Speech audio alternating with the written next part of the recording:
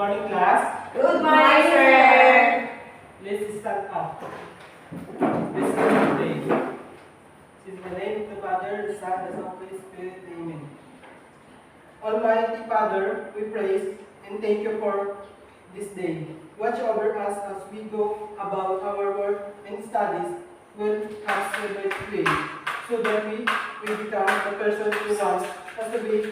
Amen. In the name of the Father, the Son, and the Holy Spirit. Amen. Good morning, class. Good morning, sir. How are you today? We're fine. Okay. Sit down. Thank you, sir. Sir, may I go up?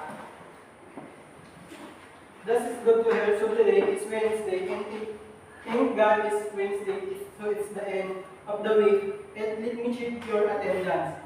Please stand up, raise up, Arvin Villanueva, Present, sir. Melodine A. Alboro, Present. Eileen A. Aribalo, Present, sir. and check your attendance.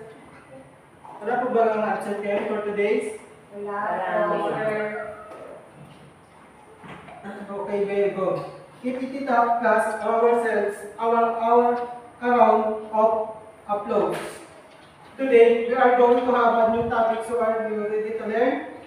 Yes, sir. What everybody sessions insisting about before that let us recall what as our yesterday who wants to tell the class? So guys, first let's define short story. A short story is a brief fiction that usually focuses in one main character. In one central conflict, unlike novels, short stories are concise but powerful, often leaving a lasting impression.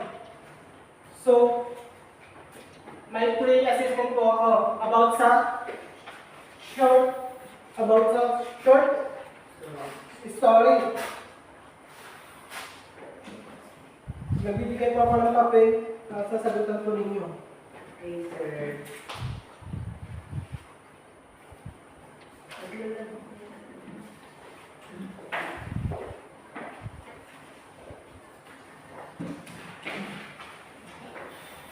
Ay, Until 5 minutes.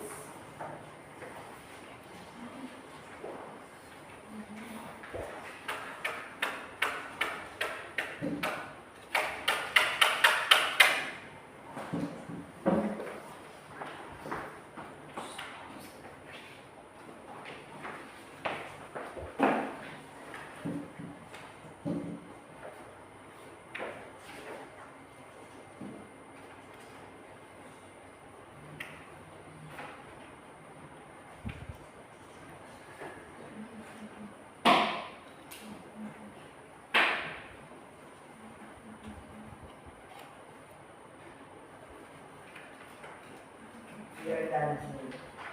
Wait po yung iba.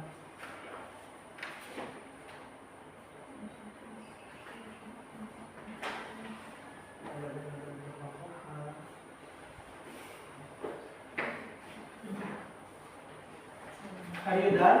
Yes, sir. yes, sir. Yes, sir.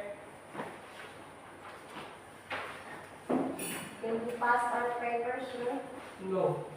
Change We are going to exchange. change your paper.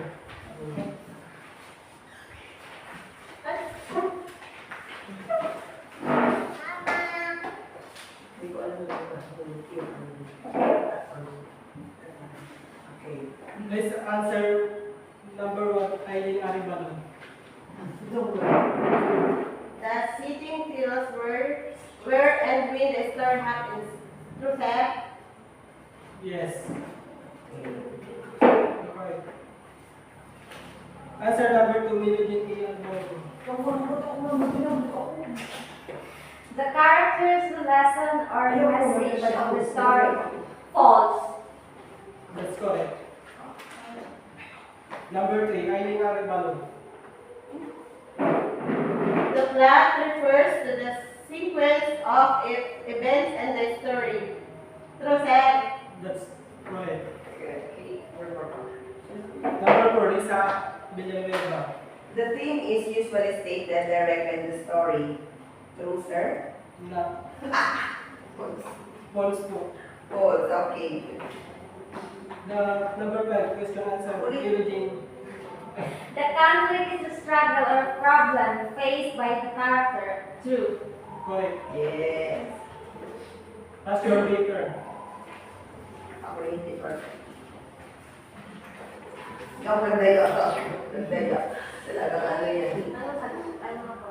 Or ako, hindi ako nandun. Bawal magdayo. Hindi ko alam. Si Melody nang hindi.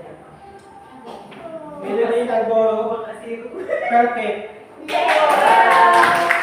Luis Albano, 2. Ay, four. Sorry. Luis Villanueva, 4.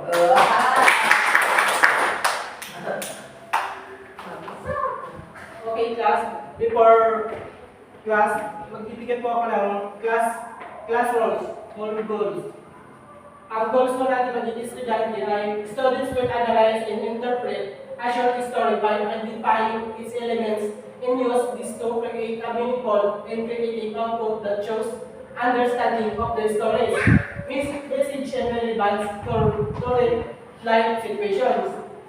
Ang role, students act as a young storytellers, literary critics, audience, their classmates and the teachers, and possibly a wider school audience situation. Ang situation to students are the task to demonstrate their understanding of a short story by transforming it into a storyboard or role-play skills, highlighting the elements of the story, its theme, product or performance, a short storyboard or role-play presentation that clearly shows the setting, characters, plot, content, and theme of the story. As for standards for success. So, nagbabasa pa ako ng kwento about kay Mara. May different practice application, possible sentence. Nagbibigay ko ulit ako ng papel, magpa-practice ko ulit ako. Mantol lang.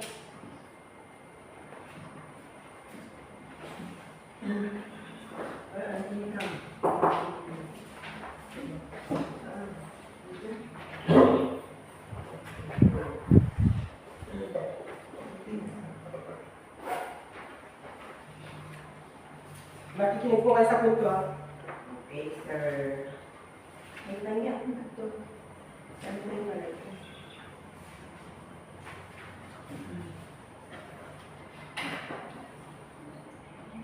Kahit po, hindi na ito na tayo mag-group. Magpapasap ko yung story version. Mara curiously earlier love exploring her quiet village by the river with her dog Bingo. One sunny afternoon, she noticed that bridge had broken, leaving everyone unable to cross. Determined to help, Mara gathered wood and ropes and Bingo, which excitedly along the way. Her friends joined her, bringing tools and chair. Just as the bridge began to collapse, Mara and her friends held it together with all their strength. Finally, the bridge was repaired in the villagers' church for their bravery. Mara learned that courage and teamwork can overcome even those challenges. Ang characters nga po ay Mara Aquarius, a little girl in her dog Bingo, a setting a quiet village by the river during a sunny afternoon. Ang problem or conflict niya, Mara noticed that the village bridge is broken and villagers can cross. Plot or events, she decides to gather materials with Bingo's help to fix the bridge. Along the way, she meets friends who join her. And climax, just as the bridge starts to collapse, Mara and her friends hold it together, risking falling into the river. Resolution or ending, they successfully repaired the bridge and villagers cheer for their courage, team or lesson, working together and being brave and can solve big problems.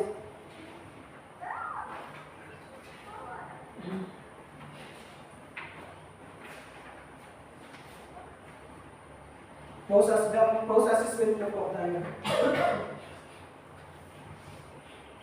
Direct and reach each questions carefully and choose the best answer. Who is the main character in the story? A. Bingo the dog. B. Mara the curious girl. C. The village sheep.